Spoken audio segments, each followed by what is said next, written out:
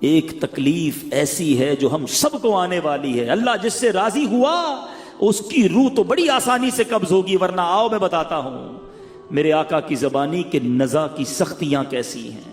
بزرگوں نے کتابوں میں لکھا. شرح الصدور میں امام جلال الدین سیوطی شافعی لکھتے ہیں موت دنیا اور آخرت کی ہولناکیوں میں سے سب سے زیادہ ہولناک ہے. یہ آروں سے چیرے جانے سے زیادہ، کینچیوں سے کاٹے جانے سے زیادہ اور ہانڈیوں میں ابالنے سے زیادہ سخت تر ہے. کوئی سوچ سکتا ہے اتنی تکلیف کے بارے میں؟ اگر مردہ زندہ ہو جائے اور اپنی موت کی نزا کی سختیاں دنیا والوں کو بتا دے تو ان کی نیند اڑ جائے، سارا عیش و آرام ان کا ختم ہو جائے. سنو موت کی تکلیف کیسی ہوگی. حضرت عمر رضی اللہ تعالیٰ عنہ نے حضرت کعب رضی اللہ تعالیٰ عنہ سے فرمایا ذرا ہمیں موت کی شدت کے بارے میں بتاؤ. حضرت کعب نے کہا اے امیر المومنین، موت ایک ایسی ٹہنی کی طرح ہے جس میں بہت زیادہ کانٹے ہو اور وہ انسان کے جسم میں داخل ہو جائے، اس کے ہر کانٹے نے ہر رگ میں جگہ پکڑ لی ہو، اسے ایک آدمی انتہائی سختی کے ساتھ کھینچے تو کچھ باہر آ جائے اور باقی جسم میں رہ جائے. بتاؤ ایسی تکلیف ہم کیسے برداشت کریں گے؟ پھر بھی غافل ہیں، پھر بھی اس کی تیاری نہیں ہے. ارے اتنی تکلیف کے دوران کیا ہوگا؟ سنو میرے میٹھے اسلامی بھائیوں، امام ابن الحاج مکی قدس سرہ مدخل میں لکھتے ہیں کہ جب نزا کا وقت ہوگا، اتنی تکلیف کا عالم ہوگا، دو شیطان انسان کے پہلو میں آ کر بیٹھ جاتے ہیں اور وہ انسانی شکل میں ہوتے ہیں. تکلیف میں تو ویسے بھی بات سمجھ نہیں آتی نا، وہ انسانی شکل میں آئیں گے. آخری وقت بھی شیطان کوشش کرتا ہے کہ ایمان چھین لے اور بندہ بے ایمان ہو کر دنیا سے جائے. سوچو ہم میں سے کس کو ایمان کی فکر ہے؟ ہم میں سے کون اپنی موت کی تیاری کر رہا ہے؟ آج صبح و شام گناہ کر رہے ہیں. جگہ جی لگانے کی دنیا نہیں ہے، یہ عبرت کی جا ہے، تماشا. اے اپنی آنکھوں کو حرام سے پر کرنے والے، کیا مرنا نہیں؟ اے اپنے کانوں کو حرام میوزک اور بری باتوں کو سے بھرنے والے، تجھے مرنا نہیں؟ اے حرام کام کرنے والے، اے سود کا کاروبار کرنے والوں، اے جھوٹ بول کر اپنا مال بیچنے والوں، اے مسلمانوں کو دھوکہ دینے والوں، اے مسلمانوں پر ظلم کرنے والوں، مرنا نہیں؟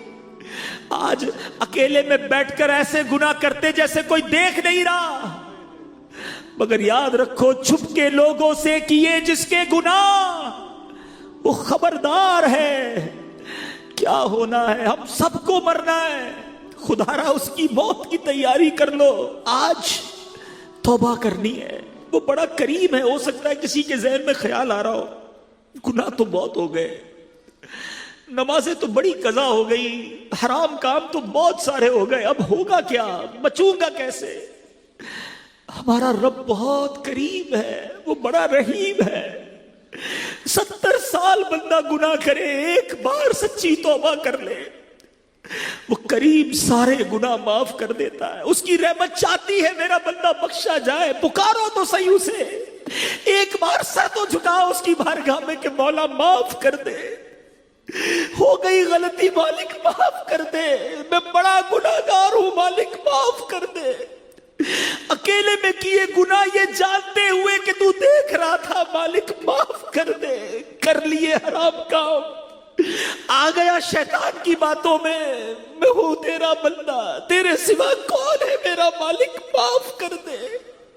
میری ماں سے میں نے کئی بار معافی مانگی، ماں نے معاف کیا. اے اللہ تو 70 ماؤں سے زیادہ چاہنے والا ہے، اپنے اس گناہگار بندے کو معاف کر دے. خدا کی قسم ایک بار اس کریم کو پکارو تو صحیح، ایک بار سر تو جھکا لو اس کے سامنے، وہ کیسے معاف کرتا ہے. بہت بڑا اہتمام نہیں کرنا پڑتا، ایک بار دیکھو میرا رب شرمندگی کو کیسے قبول کرتا ہے. حضرت عمر رضی اللہ تعالیٰ عنہ ایک بار کہیں جا رہے تھے، ایک شخص کے ہاتھ میں شراب کی بوتل تھی. حضرت عمر نے اس کو پکڑا، کہا بتاؤ کیا ہے. حضرت عمر کی عدالت، آپ کا جلال، آپ کے فیصلوں کی ہیبت تھی. وہ شخص کہا آج تو مارے گئے. ہاتھ میں شراب کی بوتل ہے، حضرت عمر سامنے کھڑے ہیں. اس شرابی نے کیا کیا سنو، کہ ہاتھ نہیں اٹھائے، سجدے میں نہیں گیا، کھڑے کھڑے اپنے قریب کو پکارا بھی نہیں، دل میں عرض کی مالک آج بچا لے، اے اللہ آج عمر کے سامنے ذلیل ہونے سے بچا لے، مالک اب شراب نہیں پیوں گا، بس آج میں ذلیل نہ ہو جاؤں۔ سنو کتنی دیر لگی، سیکنڈز بھی نہیں لگے ہوں گے، دل ہی دل میں سچی توبہ کی۔ حضرت عمر نے کہا بتاؤ ہاتھ میں کیا ہے؟ شرابی کہتا ہے اس میں سرکہ ہے۔ حضرت عمر کہتے دکھاؤ، شرم لایا تھا نا، توبہ کی تھی نا، اللہ کو پکارا تھا نا، یہ بوتل نکال کر دیتا ہے اللہ کریم۔ وہ عیب چھپانے والے مالک نے اس شراب کو سرکے میں تبدیل کر دیا۔ دنیا میں کسی کو میرا عیب پتا چلے نا، لوگ انتظار میں بیٹھے ہوتے ہیں، پتا چلے اس کا کوئی عیب میں دنیا کو بتاؤں، میسج کروں۔ سوچو میرے قریب کو میرے کتنے عیب پتا ہے، مگر وہ پھر بھی پردے ڈال رہا ہے، پھر بھی لوگوں میں عزت ہے۔ ارے ایسا عیب چھپانے والا مالک ملا ہے، اس کو ناراض کرتے ہو، اس سے دوستی نہیں کرتے، اس کے آگے سر نہیں جھکاتے، کیوں شیطان کے کاموں میں اور شیطان کی باتوں میں لگ جاتے ہو؟ پنجابی شاعر کہتا ہے نا، ایک گناہ میرے ماں پیو ویکھے مینوں عمری منہ نہ لاوے، لکھ گناہ میرا مالک ویکھے وہ پھر بھی پردے پاوے۔ وہ پردے ڈالی جا رہا ہے۔ خدا را توبہ کر لیجئے، اپنی آخرت کی تیاری کر لیجئے، یہ مشکل نہیں ہے، اس کو ہیوی ڈوز نہ سمجھو، صرف غفلت ہے۔ چھوڑو ان گناہوں بھری زندگی کو، ایک بار اللہ کی بارگاہ میں سچی توبہ کر کے سر جھکا لو، اور آج پکی سچی نیت کر کے جاؤ، کچھ بھی ہو جائے، ایٹ اینی کاسٹ، کچھ بھی ہو جائے، آج کے بعد میری کوئی نماز قضا نہیں ہوگی۔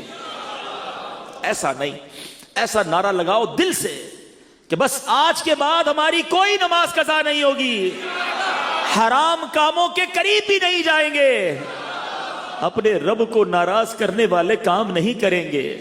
اب ہمت تو کرو، پھر دیکھو اللہ سے ہی مانگو۔ ہاں یہ بھی کئی بار ہوا کہ ہم نے توبہ تو پہلے بھی کی ہے، اللہ سے عرض کریں گے نا ہم ہیں ہی کمزور، یا اللہ پھر توبہ کی ہے، تیرے گھر میں بیٹھ کے توبہ کی ہے کمزور، پہلے بھی کئی بار توبہ کی، شیطان لگا دیتا ہے برے کاموں میں۔ اللہ تو قوت دے، ہمیں ہمت دے، ہمیں استقامت دے، ہمیں اچھا کر دے، ہم بننا چاہتے ہیں اچھا۔ مانا میں سب سے برا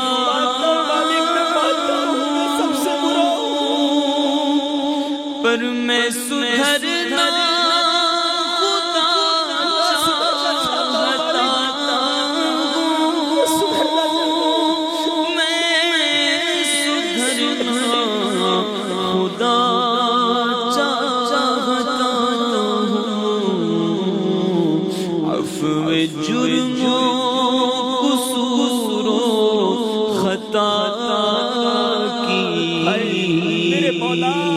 میرے مولا تو خیرات دے۔ عبرت لینی چاہیے۔ میں اپنی عبرت بتاؤں، آج تک کسی قبر پر میرا نام نہیں آیا تھا۔ میں کل اپنی والدہ کی قبر پر گیا، میں نے دیکھا والدہ کا نام تو لکھا تھا، ساتھ میرا بھی نام لکھا تھا۔ وہ دن آ گیا نا کہ کسی قبر پر نام آ گیا۔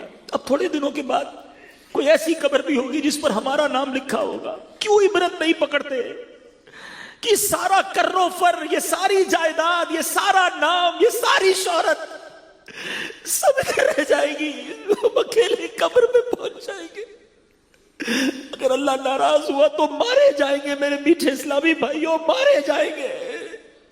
نہ کرو برے کام، کر لو توبہ، رب کی رحمت بہت بڑی ہے۔ آج سچی پکی توبہ کرنی ہے اور اللہ کو ناراض کرنے والا کام نہیں کریں گے۔ یہ توبہ پر استقامت جو ہے نا، پتہ ہی کیوں نہیں ملتی۔ ہم یہ بیان سن رہے، بہت ساری آنکھیں اشک بہا رہی ہیں، مگر پھر باہر نکلیں گے، پھر وہی برے دوست، وہی گندے دوست، وہی بری باتیں، یہ سارا اثر اتر جاتا ہے۔ خدا را اس اثر کو باقی رکھنا ہے۔ واقعی آپ نے اگر آج ڈیسیشن لے لیا ہے کہ مجھے سدھرنا ہے، میری قبر روشن کرنی ہے، مر جاؤں گا اگر اللہ ناراض رہا، تو اچھا ماحول اپناؤ، چھوڑ دو یہ برے کام۔ دعوت اسلامی ہے نا آپ کے لیے، اس مدنی ماحول سے وابستہ ہوں، اجتماعات میں آئیں، مدنی قافلوں میں سفر کریں، امیر اہل سنت کے مدنی مذاکروں میں شرکت کریں، مدنی چینل بیٹھ کر دیکھیں، یہ زنگ دور ہو جائے گا۔ واقعی شروع میں کئی لوگ کہتے ہیں ہم سدھرنا چاہتے ہیں مگر نیکیوں میں دل نہیں لگتا، یہ شروع کی بات ہے۔ آپ کسی بیمار کو دیکھا، اس کو دوائی اچھی نہیں لگتی، اس کو کھانا اچھا نہیں لگتا، مگر جب علاج ٹھیک ہونے لگتا ہے تو کھانا بھی اچھا لگتا ہے، مزہ بھی آتا ہے۔ آپ کو ابھی اگر نماز میں، عبادتوں میں، درود و سلام میں، قرآن کی تلاوت میں دل نہیں لگ رہا نا، اب کرتے جائیں، یہ تھوڑا بیماری کا وقت ہے۔ ایک وقت آئے گا جب دل کا زنگ دور، میل دور ہوگا تو ہر تلاوت آپ کو لطف دینا شروع کر دے گی، ہر سجدے میں مزہ آئے گا، ہر نعت میں آنسو بہیں گے۔ یہ دل کی صفائی پہلے ضروری ہے۔ آؤ دعوت اسلامی کے مدنی ماحول سے وابستہ ہو جائیں۔ آخری بات، چونکہ ایصال ثواب کا اجتماع ہے تو یہاں میں ایک بات ضرور بچوں سے عرض کروں گا، ان تمام بھائیوں سے عرض کروں گا کہ جن کے ماں باپ دنیا میں نہیں ہیں، ان کی قبر پر ضرور جانا۔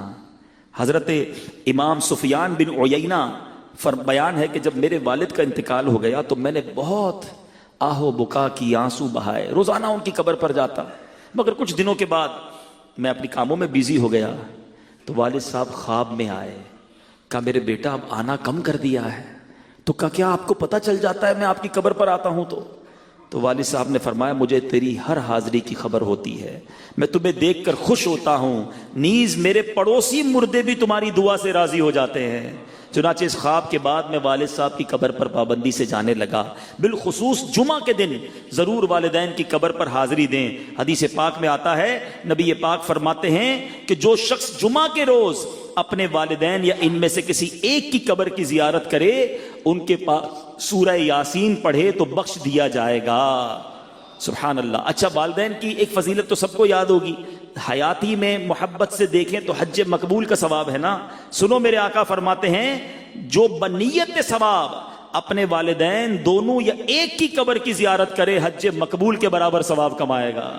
زندہ میں بھی دیکھو تو حج ہے، جا کر قبر کی زیارت کرو تو بھی حج ہے۔ تو اے میرے میٹھے اسلامی بھائیوں، خوب ان کو ایصال ثواب کریں۔ آپ میں سے جب کوئی حج کو جائے، نفلی حج ہو تو والدین کے نام کا حج کرے، حدیث پاک کے مضمون کے مطابق اس کو اپنے حج کا ثواب تو ملے گا، 10 مزید حج کا ثواب عطا فرما دیا جائے گا۔ تو خوب ایصال ثواب اپنے مرحومین کو کریں۔ اور ایک بہترین طریقہ اپنے مرحومین کو ایصال ثواب کرنے کا، ہم نکمے لوگ ہیں، 1 دن 2 دن 40ویں تک، برسی تک یاد رکھیں گے، پھر اپنے کاموں میں مصروف ہو جاتے ہیں۔ اگر ان مرحومین کا کوئی بندوبست اچھا والا کرنا ہے نا، تو میں مشورہ دوں گا کہ ان کے نام کی کوئی مسجد بنا دیں، کوئی مدرسہ بنا دیں، کوئی ایسی چیز بنا دیں جو چلنے والی ہو، قیامت تک چلتی رہے۔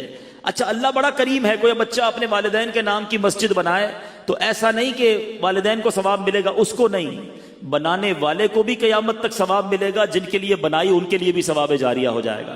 ہم میں سے بہت سے وہ ہیں جن کے والدین نہیں ہیں آج دنیا میں، ہم میں سے بہت سے وہ ہیں جن کے اساتذہ نہیں ہیں، ہم میں سے بہت سے وہ ہوں گے جن کے دوست نہیں ہیں، آج بھائی نہیں ہیں، بہنیں نہیں ہیں، چچا نہیں ہیں، ماموں نہیں ہیں۔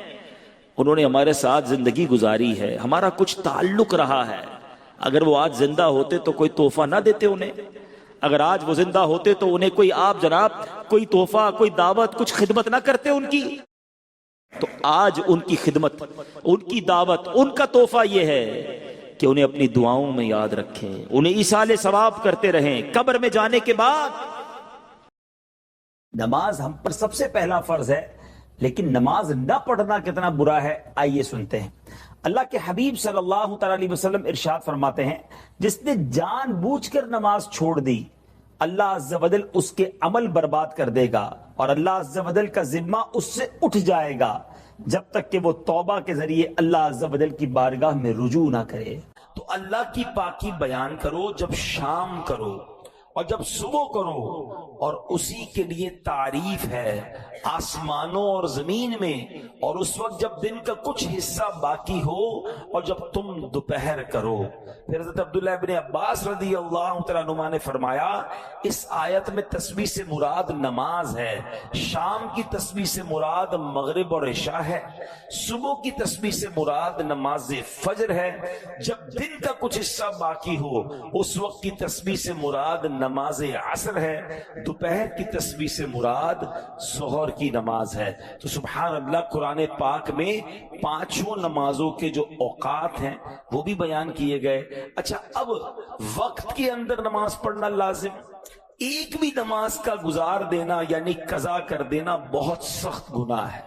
بندے کو کیسی مجبوری ہو، جب تک شریعت اجازت نہ دے نماز کو اس کے وقت سے ہٹانا، مثلا یہ سوچنا کہ یار ابھی ظہر میں مصروف ہوں، عصر کے ساتھ پڑھ لوں گا، مغرب اور عشاء ایک ساتھ پڑھ لوں گا، یہ ہرگز جائز نہیں ہے۔